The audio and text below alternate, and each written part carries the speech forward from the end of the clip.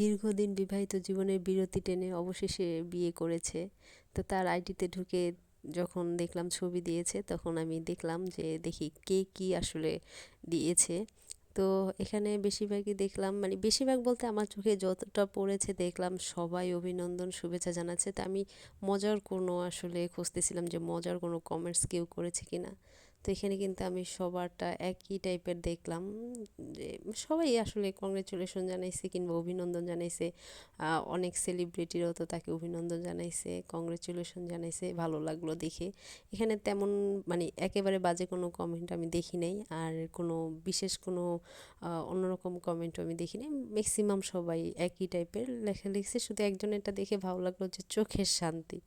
তো চোখের শান্তি বলতে সে আসলে কোন শান্তিটা পাচ্ছে জানি না, মানে হয়তোবা তার দেখে ভালো লাগতেছে দুজনকে পাশাপাশি, এই জন্য হয়তোবা সে লিখেছে। আর বাকি সবাই অভিনন্দন জানাইছে।